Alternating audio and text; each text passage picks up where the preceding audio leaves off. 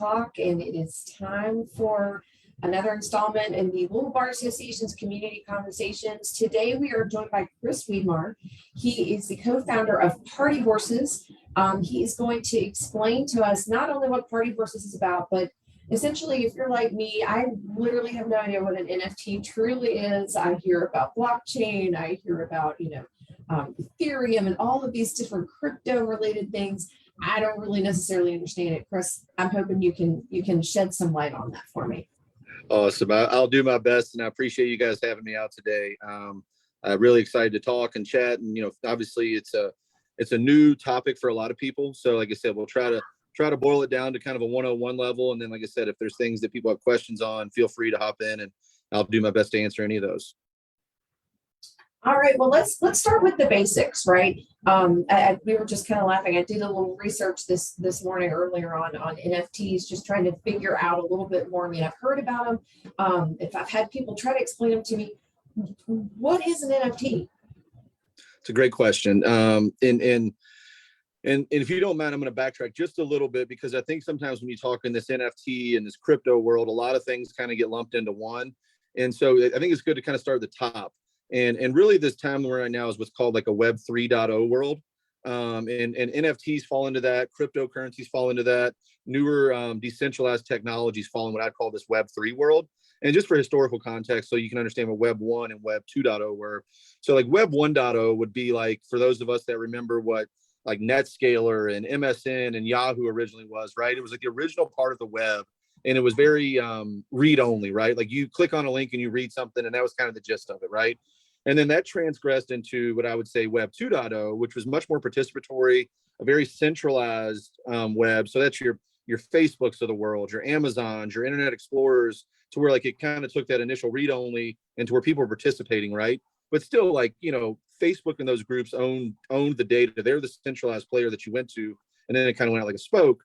And so now what I think you're seeing in this Web 3 world is it's a very decentralized part, very different than what we've been in, where the users own their data and control their data and what they're sharing and whatnot. And so, under Web 3, what you hear, I think the thing that people a lot assume originally was like Bitcoin. And so that's a currency or a coin that falls under Web 3. But to go back to your original question, what is an NFT? An NFT stands for a non-fungible token.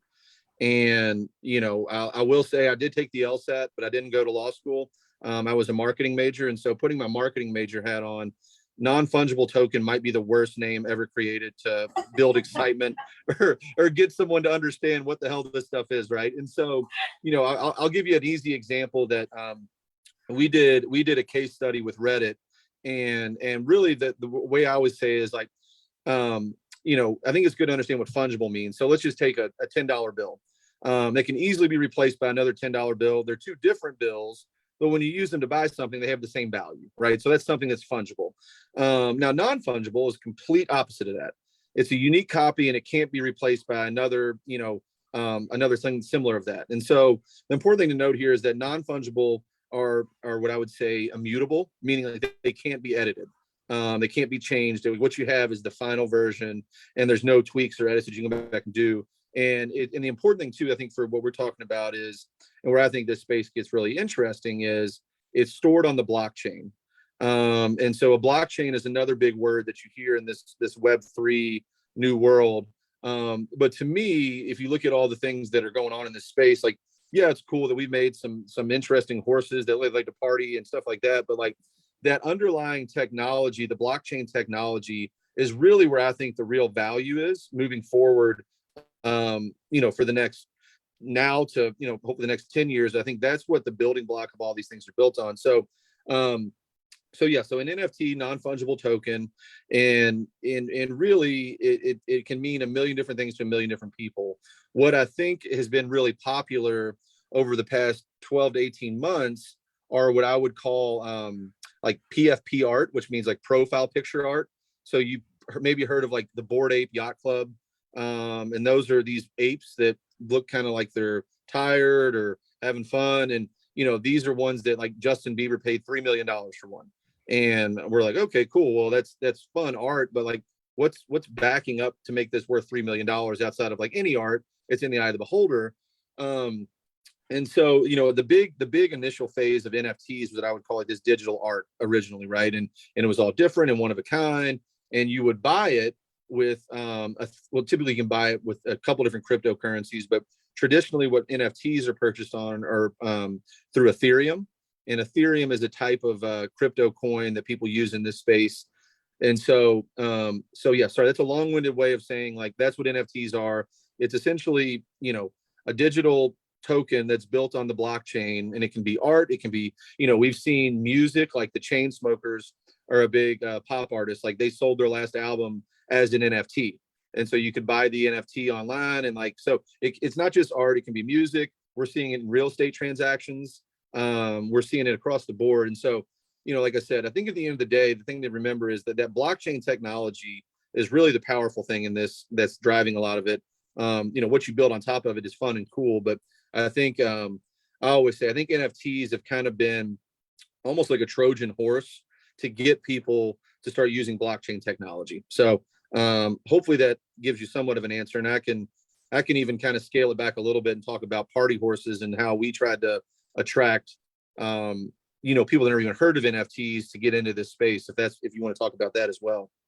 Yeah, absolutely. I would like to hear more about that because, obviously, heard a lot about you guys around Derby time, which obviously makes sense, party horses. But I even then I was still kind of trying to figure out, what's the goal? What's the mission with party horses? How did you guys come up with this?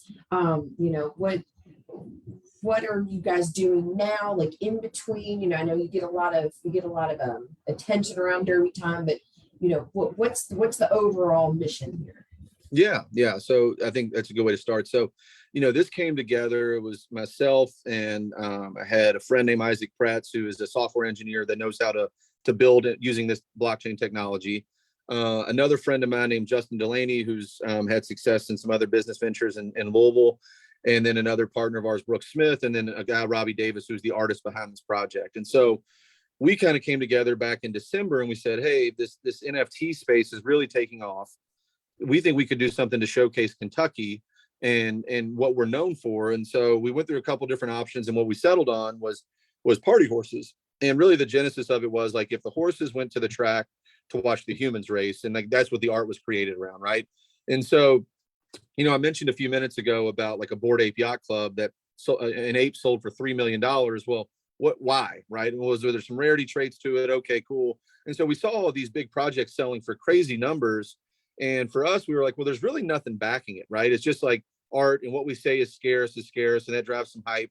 But, we wanted to bring some real world utility behind it as well to try to get new people in the space that maybe have been skeptical, maybe not believed in it, to get involved. And so we talked to Maker's Mark at the beginning of January and said, hey, we're building this NFT to showcase what Kentucky's known for. And, really at the end of the day, if you talk to people about Kentucky, it's bourbon and horses. And so we said, we've got the horses down from the digital art, but we thought it'd be really cool if we partnered with you guys to everybody that bought one of these digital NFTs, that they get a physical bottle of Maker's Mark that comes with it, the Party Horses bottle of Maker's Mark. And so, you talk to a legacy organization like that, you don't know what they're going to say. And I think the timing was right, because I think a lot of companies were trying to figure out how do we get in this space in an authentic way. And I think Makers liked what we had come up with, our design, our team, and they were like, yeah, we're in. What do you need from us? And we're like, oh, okay. And so, having Makers partner with us on this, and we'll do about 10 different variations of a Party Horses bottle with them. And so the cool thing is, and that's why I'm down in a broom closet in Lexington today. I apologize, but we just got 2 new bottles from Makers. And so while we can ship the bottles to people, we prefer to do as many in-person redemption events as possible, just to meet the members of our community and just kind of, meet people in real life, because a lot of this is in this digital world. And so, so we're down in Lexington today, giving out bottles of Maker's Mark to a bunch of people in our community. And so, so adding real world utility was big to us, to really show that like, hey, there's more than just the digital art that you can trade online. The other thing that we did, you mentioned around Derby time, was we threw a party on Friday night of Oaks, and you had to be an NFT holder to get a ticket to this party, or to have a chance of getting a ticket. And we had like Diplo performed, and we had DJ Irie. So like we brought in some big talent, and it was really cool to see the reaction from, what was an NFT ticket get you into this party that, people were paying, upwards of $500 a ticket for on the secondary market to get in. So that's Party Horses and who we are and what we're doing. We've still got a bunch of bourbon that we've got to get out to our community. I'm meeting with some folks in Lexington about a Breeders' Cup party down here as well that'll kind of go by the same theme. But then, like I said, we'll be hitting the road, and we've got a lot of people in California, New York, and Florida that have bought into this project, and so we'll go see some of those folks, and just that's what we'll be focused on, is just kind of meeting more people in the community and getting more bourbon in people's hands. So if somebody wanted to buy an NFT for Party Horses, I'm assuming, is there like a wide range depending on the art, or how is that structured? Yeah, so how it works is we did 3,200 of these horses, and so they all have obviously individual owners now. And how it really works is, the main place you'd want to go to buy one, you're buying on a secondary market now, would be on a place called OpenSea. And so OpenSea reminds me a lot of like eBay back when eBay first started. And so that's predominantly where people are buying NFTs now, once they've already been launched. So you'll buy it from someone that's trying to sell their horse. And so the cool thing too, I think, to kind of go back on the technology piece of it, where, if John Smith sells his party horse for, I'll use US dollars instead of Ethereum to keep it simple, for $500, we get a 10% royalty fee every time that sells. So the business takes 10% back every time. And so that's how we continue to make money after our initial sale, is through secondary sales. And so that's cool for a company like us, that we can still, the artist can still be compensated for his work being sold again and again, but where it really gets interesting, if you look at it from a business standpoint, is if I've got an NFT, say I'm Jack Harlow, right? And I sell out the Yum Center. Well, Jack Harlow's taking home $100,000 because that's what the $50 ticket value is, and that's what he gets. But Jack's not getting any secondary income from the scalpers that are selling that $50 ticket for $500, right? And so, just an example, like in ticketing for an NFT, if you use an NFT as a ticket, like the Dallas Mavericks are doing this for the basketball team in the NBA, where they'll still get a 10% cut every time that ticket is sold. So there's real world utility that I want to keep bringing to the forefront, that hey, it's not just really fun and random art. Like, you can use this in real world stuff to make sure that your original owner is still being compensated for, the real value of what you're selling. So just want to kind of share that example as well, because I think it's relevant into what we're kind of seeing in the market right now. Well, and in one of the articles I read when I was kind of trying to do a little research for this conversation was about the potential for nonprofits to utilize NFTs for the very reason that you just mentioned, that as opposed to soliciting maybe a donation from a major donor, where you get that one-time exchange and you have to go and re-engage that donor at a later date. If someone were to buy an NFT from a nonprofit, then anytime they would sell it, they would continue to receive something from that just being out on the open market, right? Yeah, no, you're spot on, and that's something I'm glad you brought that up. It's something that we're passionate about and we want to do more with. And so, to build on your example, let's just use Norton Children's Hospital downtown. So every year they do a different theme. I think last year was butterflies, right? The kids that are down there that are sick, they'll draw and paint a butterfly, and typically what they'll do is they'll auction some of those off at their big charity fundraiser in December, right? Which is great. The hospital makes money, it goes back into the system. It's all great. I'm not disparaging any of that. But I think, to your point on the philanthropy side, well, how cool would it be if we could sell 500 of those butterflies that the kids drew throughout the year, right? And then we come up with a split with both, not just the hospital, but the family, right? So, as we all know, those kids, they're getting out of the hospital, the bills on that are not cheap. And so, hey, what if we said, hey, for every time this NFT sells, the family is getting 40%, the hospital's getting 50%, and 10% is going back to, I don't know, some general fund. I don't know, right? But the point is, you can see how interesting that gets on the initial sale, and then every time that gets sold secondary. To your original point, I think philanthropy's got a big opportunity in that space as well, no doubt. Of course, I will remind you at this point that the Louisville Bar Association is a nonprofit organization. So if you guys want to trial run anything with us, we stand ready and waiting. We have some artist members. We have all kinds of things we can come up with to do with you guys if you want to do a trial run on that. No, we are a very we like to try as many different crazy and fun things as possible that obviously makes sense within our parameters. But yeah, if you guys have ideas of things that you think would be fun to test out, we're all ears to have another conversation about that for sure. And I want to go back to one other thing, kind of taking it back to the sort of education that you're giving us. You're talking a lot about blockchain. Can you give us a little bit more explanation about what blockchain is, why it's become so important, what the kind of excitement about blockchain and its possibilities are? Yeah, absolutely. So I'll try to give a step-by-step overview because, like I said, this is a complicated thing. But at the end of the day, it's saying, hey, we're making a transaction, right? You're going to sell me. Let's just use the bourbon example right now, right? You're selling me a bottle of bourbon for $100. I agree that's what I'm going to pay, and you agree that's what you're going to give me in return, right? And so what'll happen is there'll be a block that's representing this transaction between me and you that's created online. And then this block is then created, it's then broadcasted to all these different nodes of the network. And essentially what that means is these nodes have different people that sit there and verify that says, hey, you're going to give me this bottle of bourbon. I'm going to give you $100. This third party on the blockchain says, okay, yep, that works. That's what they said. It's validated. It's real. It happened. Boom, that happened. And so that block then gets validated and it's then added to the chain. And so it's this big ledger, essentially on a digital ledger that's public for anybody to see. So you can, I could click right now and say, hey, they transacted for $100 this bottle of bourbon and went through and we're done.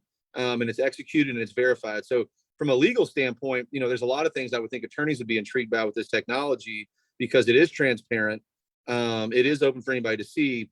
And like I said before, though, the key thing is it's immutable, right? So once it's done, you can't be like, oh, I actually want to charge you $98. Let's go in there and edit it. Like, no, that block is completed, it's verified, and it's done. Like, you're not changing that anymore.